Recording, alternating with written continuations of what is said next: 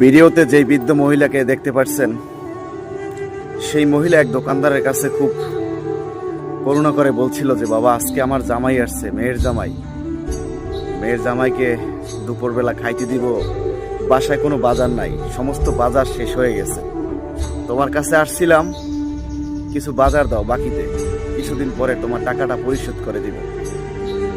দোকানদার তারে বাজারটা দেয় নাই।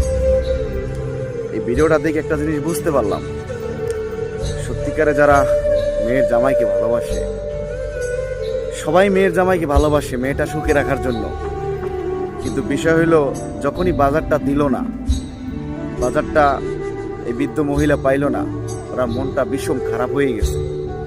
আসলে মেয়ের জামাইদেরকে সবসময় শাশুড়ি এবং শ্বশুর দুইজন কি ভালোবাসে, প্রত্যেকটা ভালোবাসার পিছনে একটা কারণ থাকে।